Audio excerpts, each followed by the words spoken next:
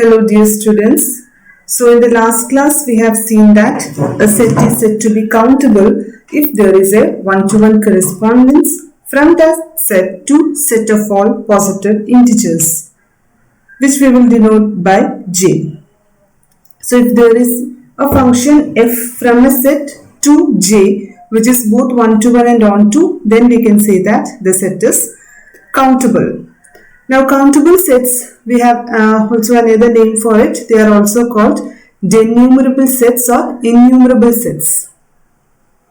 Now suppose that two sets are finite set. So they have finite number of elements. Now they have finite. Now if A is equivalent to B, A and B are finite set, and suppose A is equivalent to B. It means that there is a function f from A to B which is both one-to-one and onto. So such a function exists, one-to-one and onto. Then we see that A and B must have same number of elements. It is clear from the definition itself, because since it should be one-to-one, every element should have a unique image in B. And since it is onto, every element in B will have a pre-image in A. And hence, number of elements in A and B should be equal. So, their cardinalities are equal. So, mode A should be equal to mode B. So, if a set is finite, we speak about number of elements. But if a set is infinite, we don't speak about number of elements, but we usually say that if there is a one-to-one correspondence from A to B, then we will say that A and B are equivalent. Okay. So, A is an infinite set, B is also an infinite set. We can't say about the number of elements present in A and B. We can say about the number of elements only if the sets are finite. So, it will have infinite number of elements, they will be of different nature. This set will also have infinite number of elements, their nature will be different, their properties will be different. But we say that A is equivalent to B if there is a one-to-one correspondence between A to B. It means that there is a function f from A to B which is both one-to-one and onto. So this one-to-one and onto has much significance. All these definitions are depending upon one-to-one and onto functions. Now, whenever I say that A is equivalent to B, it means that corresponding to every element in A, there is a unique element in B. Similarly, corresponding to every element in B, there is a unique element in A. So, A and B can have elements of any form, but there is a one-to-one correspondence. Okay, one-to-one, as the name suggests, one-to-one. So, corresponding to one element, there is a one element in B. So this is what you have to understand when I say that A is equivalent to B. Okay.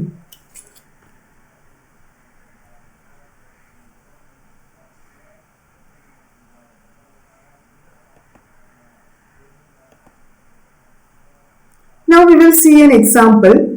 Let A denote set of all integers. Then A is countable. Okay, so we already know that set J we usually denote it by set of all positive integers, and J contains elements like from 1, 2, 3, etc. We know that J is a countable set. Now A denotes set of all integers, so it contains both positive and negative. So A contains the element -3, -2. It is not stopping here, it goes on like this, -1, 0, 1, 2, etc. Okay, so here also there are so many elements. So it contains all the positive and negative integers.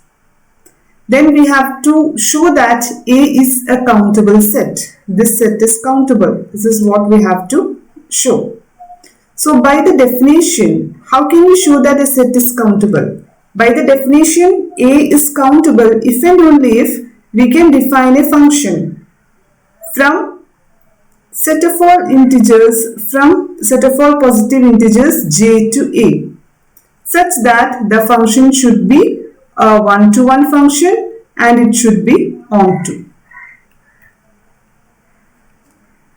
So if we are able to define a function from j to a which is both one-to-one and onto, then only we can say that a is countable.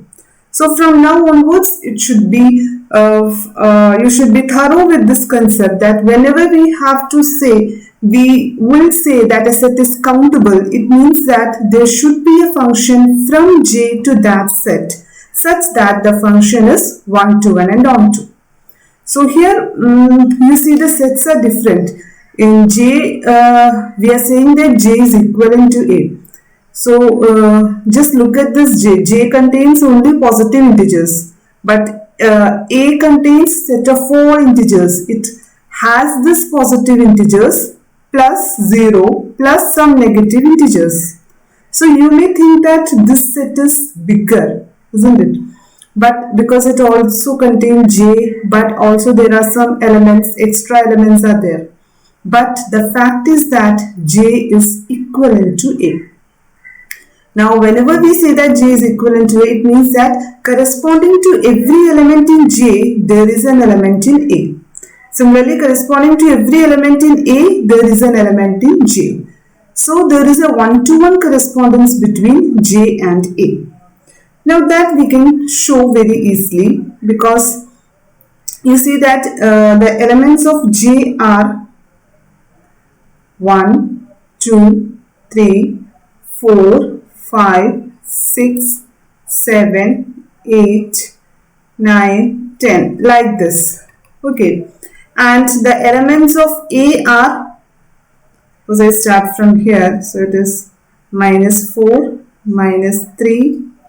Here also elements are there. Minus 2, minus 1, 0, 1, 2, 3, 4, 5, 6, 7, like this. Okay. So this is the set J and this is the set A. We have to show that there is a one-to-one correspondence between J and A. It means that if you take one element in J, it should correspond to one element in A. Conversely also, it should be possible.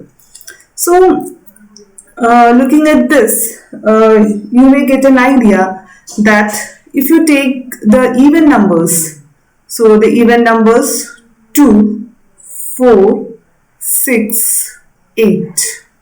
Okay, you may get an idea that 2 can be mapped to 1, 4 can be mapped to 2, 6 can be mapped to 3, 8 can be mapped to 4, like that 10 can be mapped to 5, like this. So we can see that we can map, so in the image you will get all the positive integers.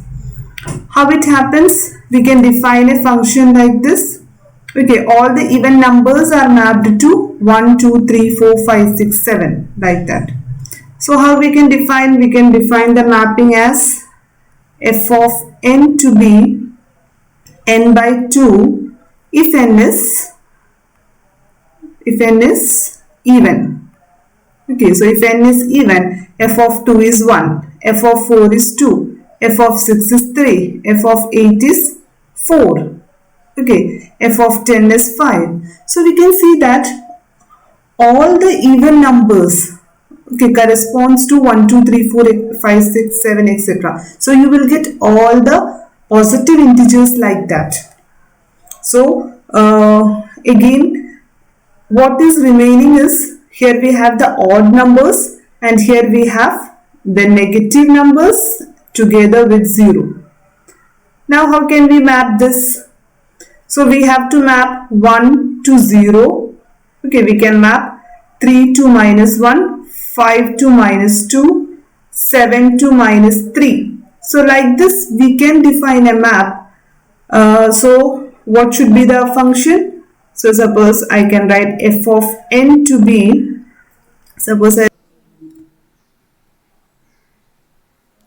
So we can define like f of n to be minus of n minus 1 by 2 when n is odd. So it means that if n is odd, it will be mapped to the 0, minus 1, minus 2, minus 3, like that. Okay.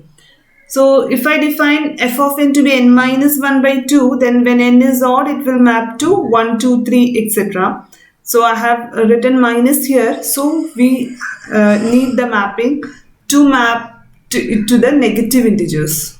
So in this way, we can see that corresponding to every element in J, there is a unique element in A.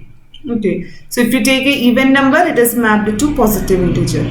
If you take a odd integer, it is mapped to negative integers.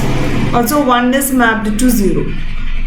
So, if you take any element in A, it also has a unique pre-image. Okay, if you take 2, its pre-image is 4. If you take 5, its pre-image is 10. So, every element in A has a unique pre-image in A. Also, every element in J is mapped to a unique element in A. Hence, we can see that this function f, which is well defined, also it is a one-to-one and onto function. So, we can say that J and A. So, the function, there exists a function f from J to A such that f of n equal to n by 2 when n is even, minus of n minus 1 by 2 when n is odd. And we can see that f is one-to-one and onto. Hence, J is equivalent to A. Okay. So, even though J and A has different types of numbers, J has only positive numbers, but A has those positive numbers plus 0 plus negative numbers. But still we see that there is a one-to-one correspondence between J and A. And hence we can say that A is also countable. So till now we were familiar with J, that is set of all positive integers, which was countable. Now we got another set A, which is set of all integers, and we have proved that A is also a countable set. Now we see that two important remarks are there. A finite set cannot be equivalent to one of its proper subset. So suppose that A is a finite set and suppose that B is a proper subset of A. Proper subset means B is a subset of A and B is not equal to A. Okay. Now, if it says that A cannot be equivalent to its proper subset. Now, what happens if A is equivalent to its proper subset? If A is equivalent to its proper subset, then since A is finite, B is also finite. So, the cardinality of A and B should be equal. That is, number of elements in A and B should be equal. Then we will get a contradiction to the fact that B is a proper subset of A. Okay, because the number of elements of A and B are equal, then B cannot be a subset of A. So it means that if the sets are finite, then a finite set cannot be equivalent to any of its proper subsets. Okay, so that's important one. Now, the case is different in the case of infinite set. Now, if A is infinite, then A must be equivalent to one of its proper subsets. So that is the difference between finite and infinite sets. They possess beautiful properties. Okay. So if A is an infinite set, so it has an infinite number of elements, then it must be equivalent to one of its proper subset. That is possible. This we have seen. Okay, in the example, we know that J, set of all positive integers, is a subset of A. A is set of all integers. Then we have already shown that J is equivalent to A. So A is a set which contains positive, negative, all integers, and it is equivalent to its proper subset, that is set of all positive integers. Now we can also prove that it is equivalent to its